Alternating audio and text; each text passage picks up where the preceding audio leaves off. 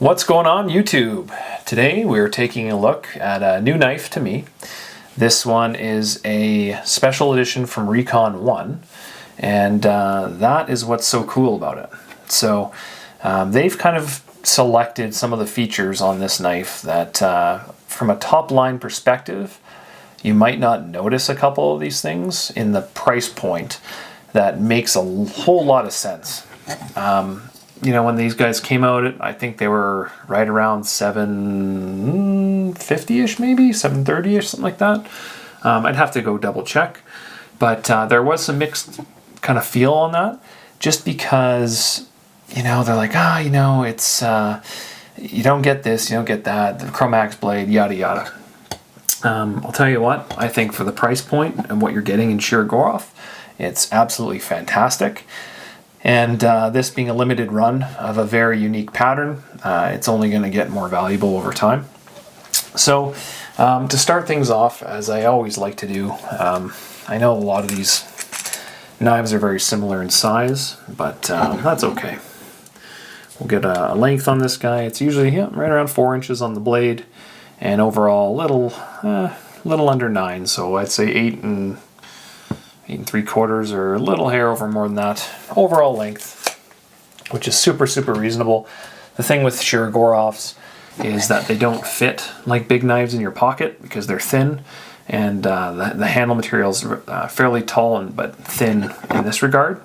So, you know, that's not a problem. It's a 4-inch blade that, or just shy of 4 inches, I'd say. And I'll tell you what, I love it. So comparables, we'll start off with that. So we've got sizing. I've got all of them here right now, actually. So we've got an F95T for turtle. We've got a Zero, F95 Zero.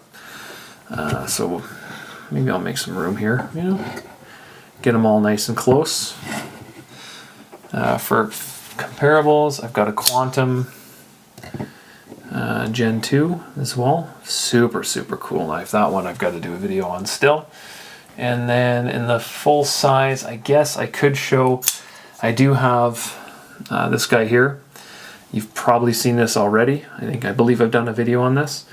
This is a comparable, but it's not all titanium like these guys. So at the price point, it's great value, but unfortunately, not being titanium, I figured I would exclude it from this particular test. But anyway, I digress, and I will show you the true comparables, which would probably be the Quantum Gen 2, and I guess, well, hold on a second here, guys. I'm going to pause it.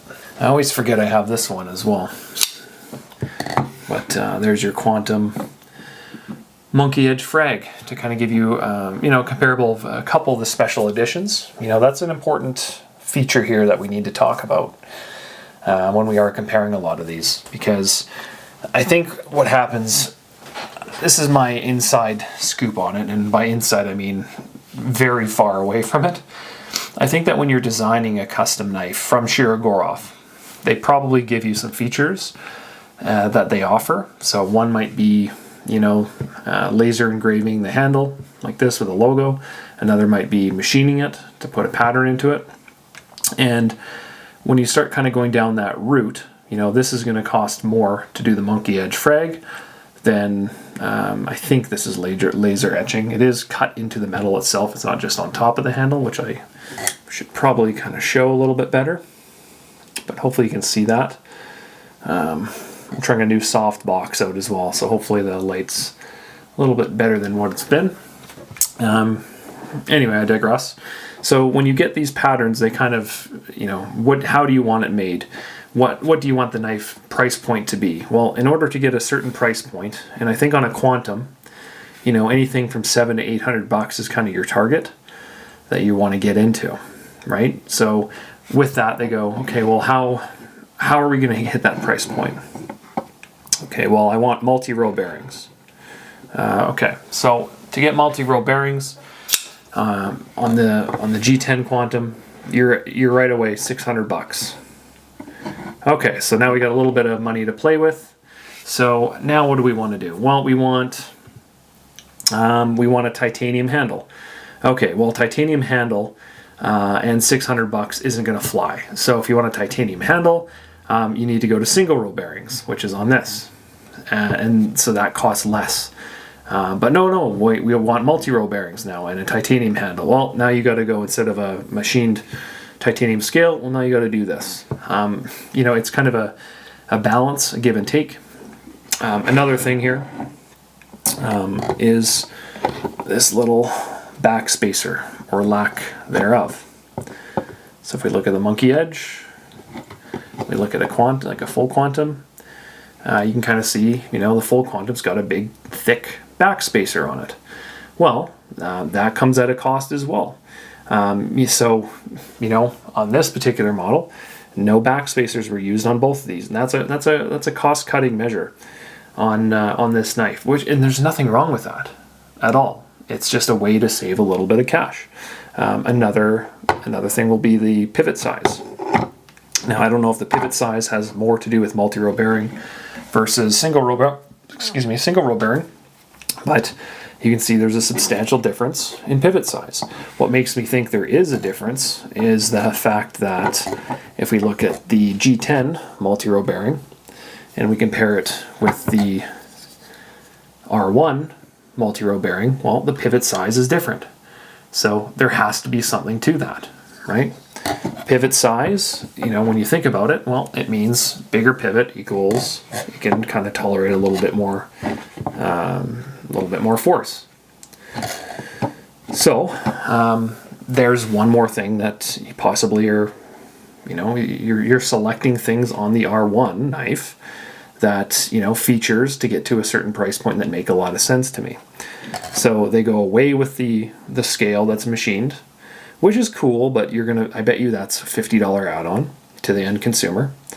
So you go away from that, and in exchange, you get the multi-row bearings on this versus single row on this, and you get an oversized pivot, which is awesome. Same blade on, other than on this Quantum Gen 2, it's the same blade. I think they're all Chromax PMs, if I remember correctly. So let's look at that. Let's flip this guy over. Get that guy on a soft little blanket over here. So there we go. So as we can see, same Chromax PM blade, which is a fantastic metal. People love that metal, and you're not going to have any problems with it. It's kind of like a LMAX on not a ton of steroids, but like a little bit of steroids, right? Same style clip, pocket clip all around. And what I'll do here is I'll show just the back of this other Quantum to show you that, on the big boy, it's literally the same clip as well. Super, super common. And, it looks good. There's nothing wrong with the Shirogorov clip. Like, if you look at where that thing's getting into your pocket, it's a beautiful thing, as Nick Chabez would say. So I don't know when this became a comparison of the Monkey Edge versus the R1P, or not R1P, but R1. But I guess we're going down that road. So let's keep going here. So we got the larger pivot, same material on the blade. I believe they're the same width. That would surprise me. Same jimping. It is the same blade. It has to be, other than the drill out, which is fine. Back spacers, we still have these. I some people like them, some people hate them. I don't have a problem with them. So the back spacer is good, but it's what I'm actually referring to is let's put that away. Are these three little tabs here. Hopefully the camera can show that. So the reason they put these on here is because the blade is so large that in order to fit the blade in the frame, they can't actually put a big spacer in there, I guess, or they'd have to put in a pretty thick back spacer. So they put these three little dots, what would you call them, little towers or something, that just hold the shape. Super cost effective, but they do the job, and it's cheap. I have seen a few of them break on some of the Shirogorov Facebook groups, but nonetheless, they work and they're cost effective. If we compare that to, once again, let's bring the Quantum back, we can see because of the way they design their backspacer, those 3 little notches are gone. So it's a one-piece design on the full Quantum. And yeah, nothing wrong with that. It's just a way of getting around the functionality of the blade at a price point which suits the limited release, right? Multi-row bearings are multi-row bearings.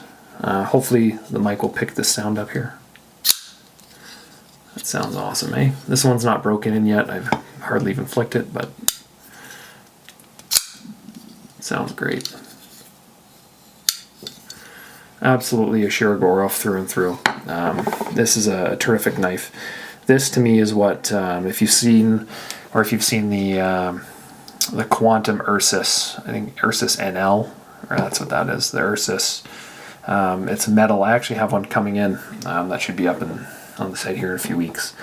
But that's what that knife should have been. $625, but single row bearings and titanium versus another $100, and you get titanium with multi-row bearings. That's really what we're working with here. And it's limited. They're pumping those things out in big batches, I imagine, whereas these are a little less common, I would assume. If we look at the actual, let's zoom in to kind of show this. Hopefully the camera will pick it up. But if we look at the actual patterning on here, it looks great. It is absolutely etched right in there. And, that Shirogorov bear on the back, on the handle there by the pocket clip hole, that looks really nice. When I first saw this guy online, I was a little questioning, the R1, like R1, it's our 3 business units combined into one. I really was kind of questioning, like, it looks kind of silly up close. But from a distance, honestly, it's really growing on me because it doesn't really look symmetrical up close, but when you zoom out enough, it almost has this like bacteria kind of quality to it, where all of a sudden it looks cool. It looks like a real, like, I don't even know, like a bacteria stonewash. You know what? I'll be glad to be the person to say that, but I think it looks great, and it's certainly grown on me. I think it looks awesome. No issues there. Blade centering, I imagine, I haven't looked, but I can't see it being anything other than perfect. It's a Shirogorov. These knives are some of the best, if not the best in the world. Made in Russia. They may become more difficult to track down because of the global circumstances. But they might not as well. They seem to be in good supply right now. So what else can I tell you? Ergonomics on this guy are classic Shirogorov. There's no issues here. They fit my hand. I'm a size extra large glove, and this is the size preference I have. If we compare this with some of the Neons, Neon Zero here, it's substantially larger, as you can kind of see, and that Neon Zero is very much I'd say like a mid-size kind of knife. It's smaller than a large Sebenza, and it's bigger than a small Sebenza. In a lot of ways, the Neon is just like the perfect everyday carry knife if you have like a size medium hand. If you want to go into a size large or extra large, I'm telling you, you hold the Quantum Large or the F95 or the F3, and you'll be like, okay, this thing is just perfect. Like, not like this. I still have room on the back where the bear is. As far as I'm concerned, that's the bear's territory right there. You've got room to put on some accessories. You're not feeling cramped. I really, really like this knife. Love the Quantum design. The blade itself is kind of, it's a little Persian-esque, which I'm a little biased towards as well. Nice drop point. Jimping on it is an absolute pleasure. Not needed, I'd say, but definitely usable. It's obviously a frame lock, which I talked about. And you've got metal insert on the lock bar. So if you're going to have it for 20 years, you can replace that as needed. And the Shiro guys can attest to this. They collect a lot of this stuff. They last forever. They're great. Multi-row bearings. How can I explain multi-row bearings to someone who's, say this is your first time looking at Shirogorov? Think of single row bearings as found on the Monkey Edge frag as a circle of bearings inside a cage. That's your single row bearings. Okay, it's probably a single row bearing, or an SRB is what you'll find on 9 out of 10 knives that claim they have bearings. Okay, multi-row bearings think of it as 2 bearings, or actually, you know what? I think there's 3, if I remember correctly. Was that right? I believe there's 3 bearings in a line. Think of it as like a those little kids' windmill toys that blow in the wind that move, and they're kind of circular. Without drawing, it's hard to explain, and I apologize.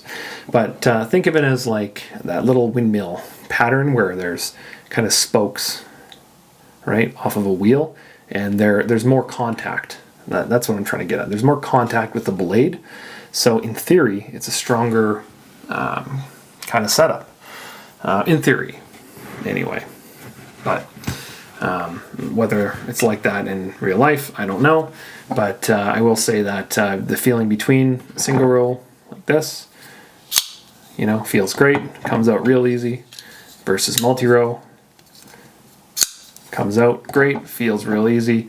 There's I would say there's less resistance on a single row bearing than there is on a multi-row, but from actually using it daily. Neither of these have been used, obviously, but you're not going to really notice a whole lot of difference. They're both a terrific design, and then I should also say, once you go up from there in the Shirogorov line price-wise, you're kind of getting into their roller bearings. And if we think of roller bearings instead of it being a ball bearing, it's like a hot dog roller, where they kind of like a cylinder that moves. Right, roller bearing. That's what a roller bearing is. I'm hungry, and that's why I'm talking about hot dogs. I apologize in advance, but I'm also not sorry. So yeah, that's kind of what we're working with on the R1. What else can I kind of talk to? The ergos are great. It's no different than any of the others. They do have this nice little cutout here for your thumb when you flick this guy open, or your finger, sorry, when you flick it open. It naturally wants to find this little home here, which is nice. And then another thing on the pocket clip, just like all the other Quantums, and I apologize if I'm repeating myself, is that the actual clip rests on this side of the frame. Let's see if I can show that. It's kind of hard, but I'll do my best. So yeah, the pocket clip rests on the non-lock bar side of the frame, and maybe it's easier if I have that blade in. So what that means is that when you put pressure on it in your hand, the clip pushes on this side rather than this side, and what that does is it makes it easy to open the knife. Machine work is incredible. Hopefully the lights can kind of show. If not, I apologize, but underneath the clip you can see all these machining lines. The R1 looks just incredible. It's a great knife. When you start kind of going up a tier into this category, when you go into the full Quantum, that's where they take over a little bit more work, I'd say, in the machining side of things. And you can kind of see here what I'm talking about. Just a little bit more on the handles, a little bit more detail work on the blade, on the clip. Same style underneath here, which was kind of showing out on the other one, but just a little bit more detail. And this is why we're talking what, $300-400 difference between the two. It's enough and it's substantial that you go, I understand it, but do I need it? I don't know. Like, this is kind of what I'm getting at, is if you're into the details, I get it. you want it. You want to have the best of the best, $300-400 more, and you want to look at that, and that's awesome. And I have both here. So clearly I'm not the, you don't have to convince me otherwise. But when you start kind of going into how R1 built this one up, and you look at, okay, well, maybe I don't need a full back spacer. I want the tie frame instead of G10. I want multi-row bearings instead of single row bearings. I don't necessarily, on the tie frame, need to have it machined like the Monkey Edge, which is going to use up another $50 to the end consumer, but I still want it to look exclusive. You're really getting close to a price point that, like, this has to be the cheapest full tie Quantum they've ever made with multi-row bearings. It has to be. I can't, it is. It absolutely is. Full-size knife with tie handle and tie back with Chromax, absolutely. It is cheapest. So, like, Recon 1, they know what they're doing. They're not new to this. And I think those guys know what they're talking about, and when they look at a knife and go, these are the key important design features that we want on our knives, and they've absolutely knocked it out of the park. At this price point, it's nuts, absolutely nuts, because you're 150-ish more than a G10 with multi-row, and your custom, semi-custom scales, your still multi-row bearings, your full titanium. It's just like, what more do you want? If you want to go up to the full Quantum, that's fine. This guy has multi-row bearings. It's got a backspacer and a little more machining, and an M390 blade, which, let's not forget, it's M390 instead of Chromax, so there's that. But there's absolutely nothing wrong with this. Nothing with Chromax PM. It's a great metal. There's not going to be people that use this and be like, oh, you know what? I dulled it out and I can't use it. And it's like, no, this is absolutely terrific, and you're not going to have a problem with it. And for the average Shirogorov user, look, if you want a knife that's going to be beat on and whatever, you're not buying a Shirogorov. These are carryable GICs in a lot of ways. And that's not your market necessarily. So there we go. I realize I've now passed 20 minutes, so I should probably wrap this up. But there's your Shirogorov Quantum R1, which is an incredible knife. Absolutely great value.